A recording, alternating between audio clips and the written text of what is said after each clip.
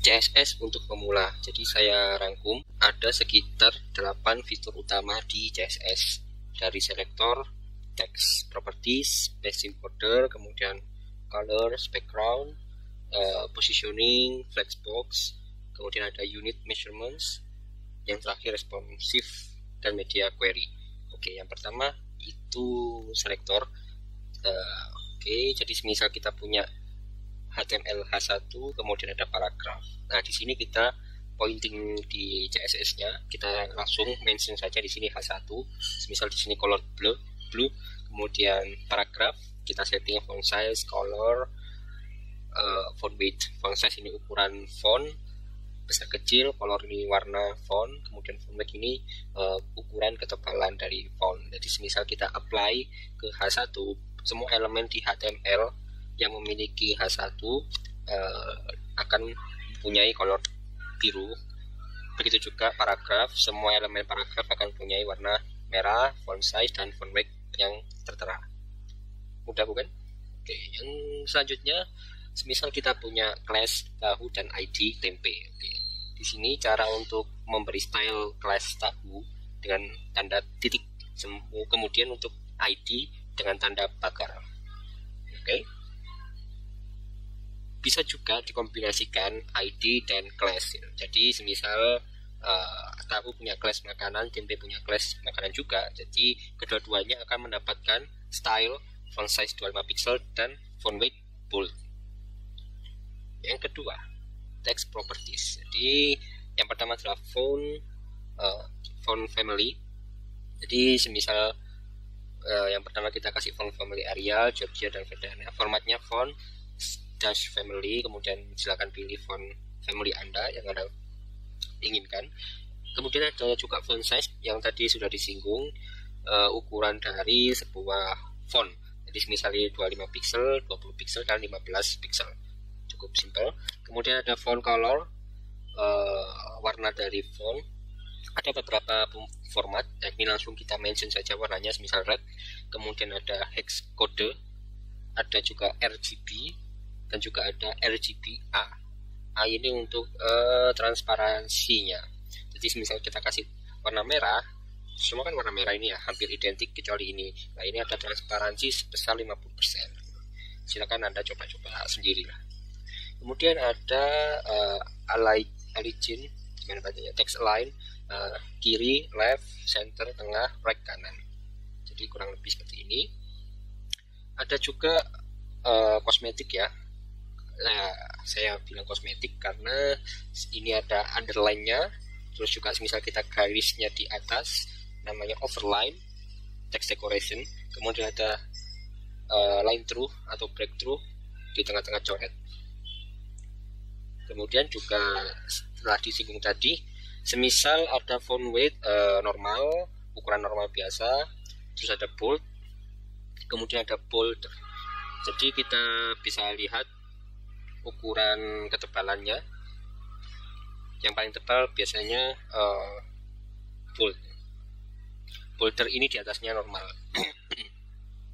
Kemudian juga ada pengaturan font weight berdasarkan angka. Tadi angka 100 sampai 900 ya. Kisarannya ada 100, 200, 300, normalnya 400, kemudian di atas itu ada 500, 600, 700, 800. Yang paling besar ya ini 900. Bisa dilihat perbandingannya. Kemudian ada spacing dan border. Yang pertama kita bahas mengenai margin. Jadi margin ini ada margin top, bottom, left, right ya, atas, bawah, kanan, kiri. Semisal ini adalah margin top sebesar 20 pixel, caranya segini. Kalau kita setting menjadi 40 pixel, hasilnya 2 kali lipat ya. Bisa juga nanti margin right, margin bottom, margin left, dan seterusnya. Kalau kita pengen kasih margin di 4 sisi dengan size yang sama, semisal 20 pixel ya, kasih aja margin langsung titik 2, 20 pixel tanpa ada keterangan top, bottom, left ataupun right. Kemudian ada yang namanya padding. Padding ini kayak memberikan jarak juga. Jadi semisal kita punya box warna merah, kemudian ada box warna hijau, jadi di dalam hijau ada merah ini. Nah, ini kita kasih jarak atau istilahnya padding ya. Class Soto ini ngasih jarak jadi relatif dari yang hijau ya, kasih jarak atasnya ini 10 pixel, right kanan 50 pixel, bottom 100 pixel dan left-nya 150. Silakan kalian memainkan sendiri. Kita kasih ini background warna red, ini background warna yellow green. Kemudian di sini juga ada parameter width ini lebar, height ini tinggi dengan satuan pixel.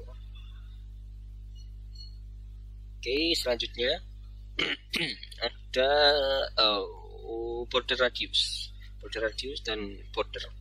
Jadi misal kita punya class me ya, dengan lebar 200, tinggi 200, margin sebesar 10 pixel, background color warna hijau. Untuk yang Indomie kita kasih border 5 pixel, ketebalannya 5 pixel, kemudian stylenya solid, warnanya merah. Oke, kita kasih juga border radius sebesar 5 pixel. Kemudian di sini ada 5 pixel juga ketebalan, tapi stylenya beda. Ini dotted ya, dari beda ya. Ini ada putus-putusnya, warnanya juga kita kasih biru untuk pembeda. Border radius lebih besar 10 pixel. Di ujung-ujungnya ini kelihatan lebih tumpul ya, yang merek Gaga ini. Ini aja merek sedap. Nah, ini kita kasih ketebalan 10 pixel, stylenya dash, kemudian warnanya ya agak purple gimana gitu dengan RGB ya. Kemudian border radius kita buat 100%. Kalau di 100% nanti dia bentuknya melingkar ya. Nah, kelima, positioning.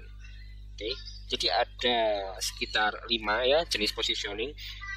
Static, relatif, absolut. Jadi static ini kayak yang yang box biru muda ini. Kita kasih margin 20 pixel. Kemudian ada relatif ini yang hijau. Dia relatif ini patokannya dari atas ini, dari static ya. Jadi yang buat relatif ini misalnya ini left 40 pixel. Jadi harusnya dia lurus di sini. Dia harus menggeser ke kanan 40 pixel karena settingan ini left 40 pixel. Kalau dia dikasih top 40 pixel nanti agak ke bawah dan seterusnya dan seterusnya. Ada juga positioning absolute. Nah, absolute ini tidak memandang bulu ya. Jadi dia kayak ngawang aja. Jadi misal ini top 0 pixel, dia akan berada di atas tanpa memperhatikan elemen lainnya. Dan juga ada parameter right 20 pixel. Jadi kalau right 20 pixel harusnya ke kanan ya. Tapi karena ini mentok jadi ininya kepotong. Kemudian kalau kita scroll, nah ini ada positioning sticky. Jadi kalau kita scroll pun awalnya di sini, kemudian kita scroll harusnya dia hilang, tapi nggak hilang karena dia positioningnya sticky. Jadi dia nempel di atas. Ada parameternya semisal 20 pixel, jadi diberi jarak 20 pixel di atas ini. Kalau diberi jarak 0 pixel akan nempel langsung. Kalau semisal 100 pixel agak ke bawah. Yang terakhir adalah positioning fix. Nah, jadi dimanapun meskipun di scroll dia akan tetap di sini. Karena kita setting bottom dia berada di bawah sendiri, agak ke atas 10 pixel, kemudian paling kanan agak ke kiri dikit 10 pixel. Fitur ke-6, fitur yang paling saya suka yaitu flexbox. Oke. Cukup panjang, kita pelan-pelan saja. Jadi kita berikan CSS ini semisal ada 3 item di dalam flex container, ada item 1, item 2, item 3. Flex containernya kita berikan display flex. Kita fokusnya ke sini dulu ya, flex direction column. Jadi kalau column itu lebih ke bawah, kalau row itu ke mendatar. Oke. Nah, ada juga nanti flex wrap. Jadi semisal kalian punya 5 item dengan panjang 100 pixel, cuma lebarnya kontainer cuma katakanlah 350 pixel. Jadi dia akan wrap ke bawah. Gitu. Flex wrap kayak gini. Ada juga wrap reverse, kalau kalian perhatikan dia 4 dan 5-nya di atas ya. Wrap reverse jarang dipakai sih. Terus juga ada no wrap. Jadi dia terkesan akan memotong. Jadi ya aslinya panjang segini akhirnya terpotong untuk dipaksa dimuat dalam flex container tersebut. Oke, istirahat dulu, tarik nafas pelan-pelan, agak panjang. Kemudian ada yang namanya justify content. Justify content ini relatif di Y, apa istilahnya? Ada X, ada Y, ini di Y. Di X. Jadi semisal flex start ini rata ke bukan rata ya, mentok ke kiri. Kalau ini mentok ke tengah, Kalau justify N ya berarti di paling terakhir mentok ke kanan. Kemudian justify content space between, jadi kayak ada jarak tapi item yang ini taruh tengah, kemudian diberi jarak gitu. Item 1 paling kiri, item 3 paling kanan. Ada juga space around, ya kurang lebih sama lah dengan space between. Itu masalah referensi aja. Kemudian ada space evenly, jadi jarak yang diberikan itu hampir sama ya, yang ini dengan yang ini, yang ini, yang ini. Kalau sebelumnya kan beda ya jaraknya, tergantung suka-suka kalian lah.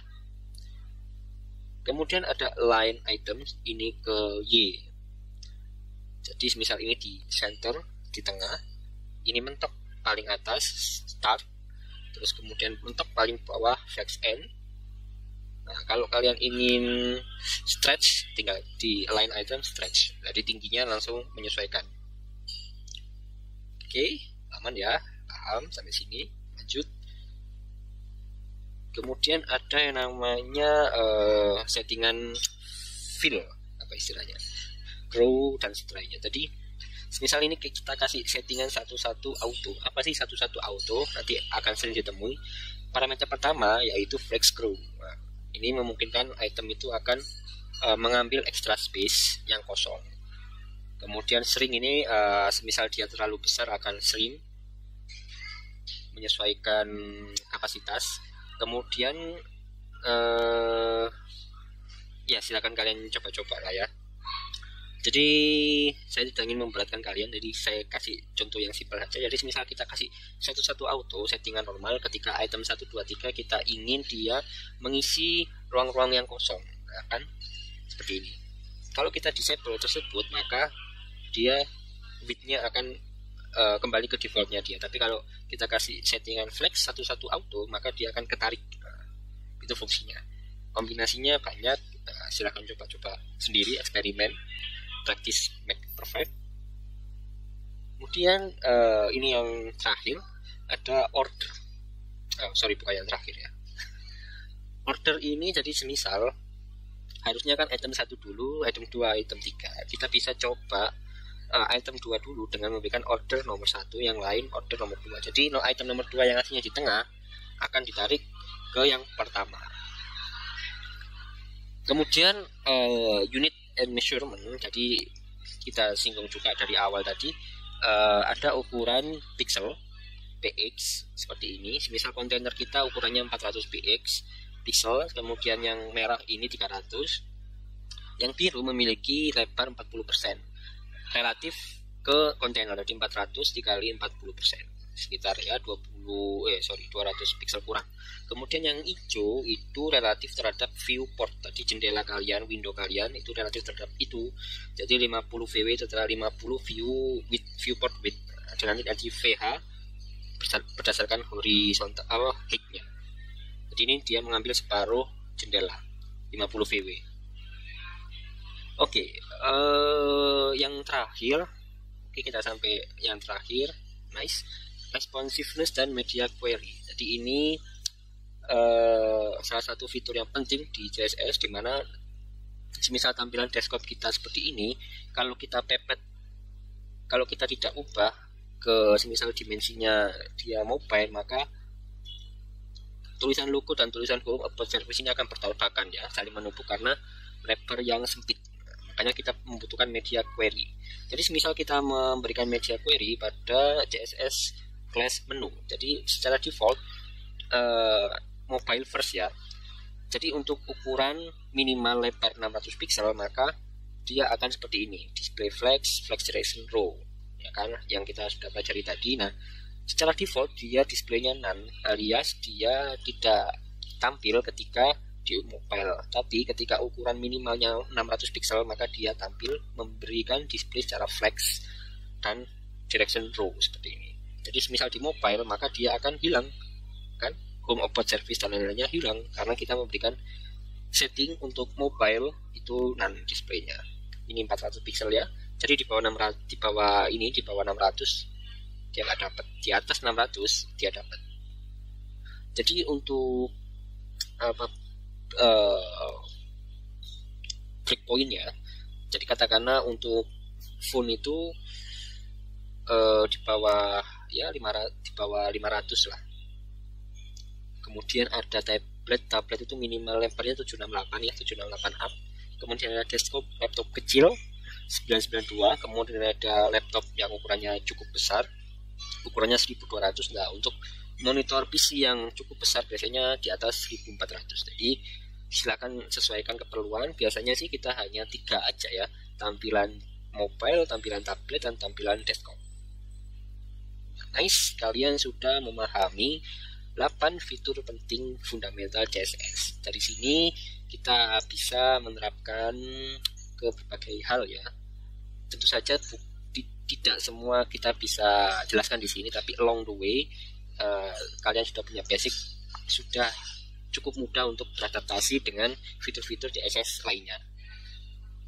Tentu saja ada fitur yang banyak dan akan lebih mudah kalau kita menggunakan Bootstrap, yaitu adalah library atau orang juga bilang framework, tapi ini library CSS, dimana sangat memudahkan para developer untuk mempercepat menyelesaikan project. Oke. Sekian dari saya. Next kita akan belajar mengenai Bootstrap. Nah, mungkin kita bikin landing page atau halaman Facebook atau GitHub atau Twitter. Mulai dari sekarang kita bisa terapkan itu karena kita punya basic HTML dan CSS. Oke, thank you for watching. Good luck.